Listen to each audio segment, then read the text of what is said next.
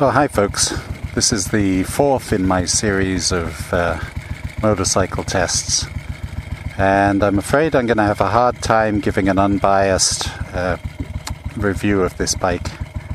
It's my 1974 750S. Anyway, let's get going and we'll see what I can tell you about it.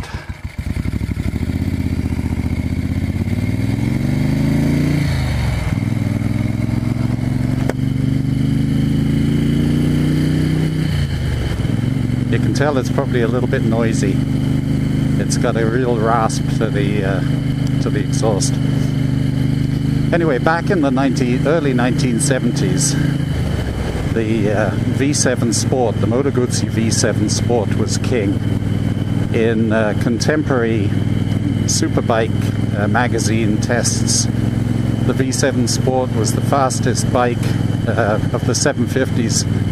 It beat out the Honda, it beat out the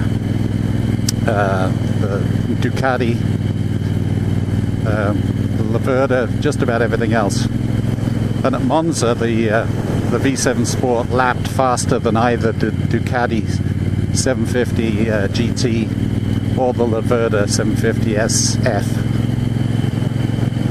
So what's that got to do with this bike, you say, since this is called the 750S? Well, in 1974, the new owner of Moto Guzzi, De Tomaso, Alejandro De Tomaso, I beg his pardon, decided that he needed to make the V7Sport a little more sexy. So they came up with basically some new clothes. They redesigned the appearance of the bike, leaving basically everything unchanged. The last few models of the V7Sport had twin front discs. So this has the twin front discs. I don't know if you can see yet. The engine's basically the same. The gearbox, there were a few tweaks to things, obviously, but essentially it's a V7Sport in wolf's clothing. To me, it's the most fantastic looking bike. It's low and long and sexy, and it sounds right and it goes right and everything just feels fantastic. But there, I'm betraying my unbiasedness. But essentially it's a 750cc, fairly highly tuned twin-cylinder V-twin with a 5-speed gearbox. This one actually is 1 up and 4 down, which is a little unusual. And from when I get off my other bikes and get onto this one, I have to remember which gear I'm riding in, or which gear I'm going to change into next. Otherwise that can be a bit of a surprise. But as you can probably tell, it rolls along quite nicely. I'm just cruising here in 4th gear, and it just feels so relaxed. It's a very long-legged bike. Like out on the highway, it really doesn't want 5th gear below about 100 kilometers an hour. And but it'll sit happily in modern traffic at 120, 130 kilometers an hour all day, and it feels relaxed. It just settles right in, and the cadence of the engine is sweet and feels like it wants to romp along for miles.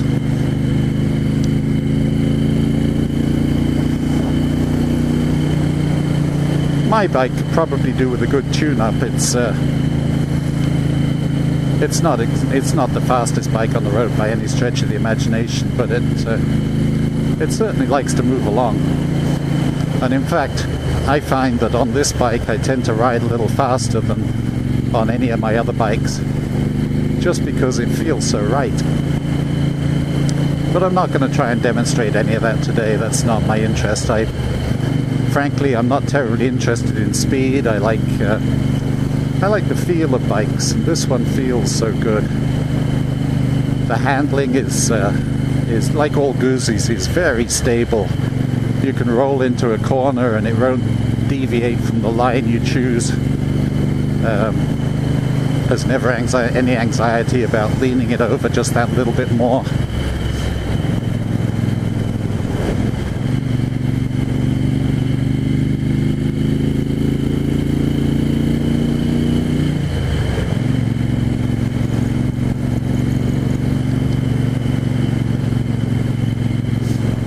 This is a lovely road for bikes like this.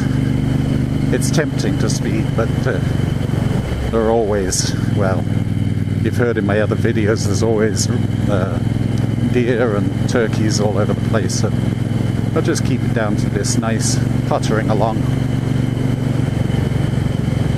Although this is a fairly highly tuned bike, it's quite content to roll along sitting at 3,000 RPM. Of course, once you get up to about 5,000 RPM, that's where it really wakes up and starts to come alive. That's when the scenery starts to move a little faster.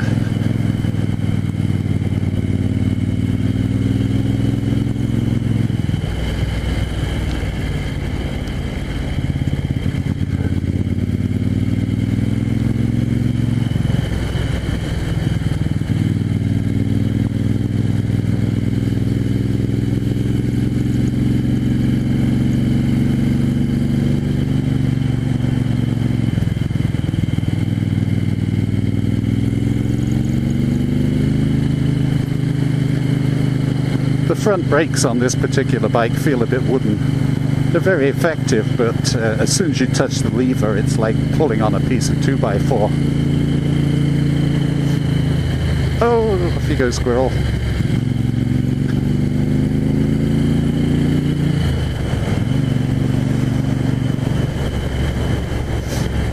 And as you probably noticed, or will notice at least, the tack on this bike is really slow. Once you're over about 3,000 RPM, it's registering properly, but it's not eager to go back down to zero.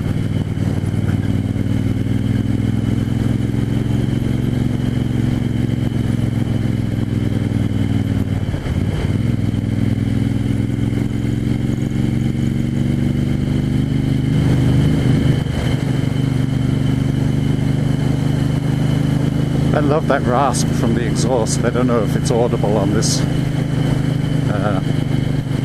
recording, but it's got a really meaty growl. It's not offensive, it's not particularly too loud, but it just feels and sounds like a proper motorbike. When I bought this bike, the seat pan was rotted, so one of the first things I did was replace it with a Stoochy Aftermarket seat. It follows the design of the original seat, but man, it's not exactly kind to your backside. But because of the relaxed cadence of the motor, this is a bike that's actually not that bad to tour on. Because I'm tall, I'm sort of scrunched up a bit like a pretzel. My knees are high, my feet are higher than they feel comfortable should be. But having said all that, I've ridden 900 kilometer days on this bike with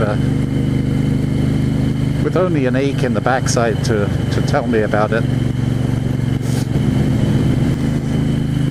We'll get a little further up here and I'll stop and we can do a walk around.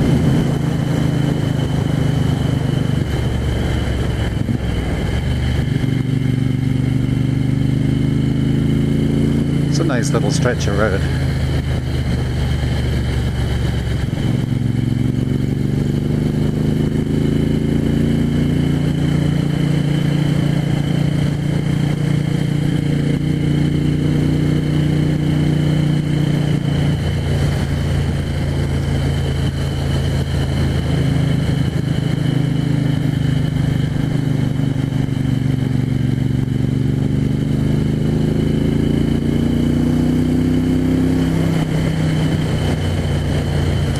Alright, we'll pull over here.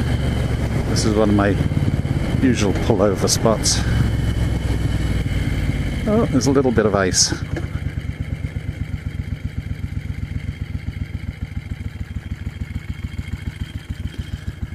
There. So I'll do a little walk around here. My 1974 Moto Guzzi V7Sport. As I mentioned earlier, this is just a one-year model. They after the 750S, they went to the S3, which is also a lovely bike, and it looks very similar to this, but it doesn't have the same motor. The motor is a detuned version, or at least a modified version of the 850T. Oh, I see I'm losing one of my fork seals is going. I'll have to fix that eventually. You see twin disc brakes.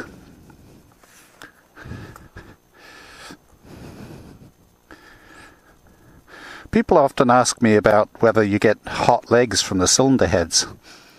It's one of those Moto Guzzi myths. The answer is no. Even in the hottest weather, I've never really noticed much heat coming from the cylinders. And actually all my Guzzis tend to run relatively cool enough that I can put my hand on the cylinder head and keep it there for a few seconds at least without it burning me. That whacking great big rear drum, that's one, and the shaft drive, of course, it's one of the delights. These mufflers are not the original mufflers. The original bike came with shark gill mufflers. They're a similar pattern to this, but with 3 cuts near the end of the pipe. These were getting a bit rusty, so I just painted them with some engine paint. And there we are. 1974 750S. Oh, I should mention that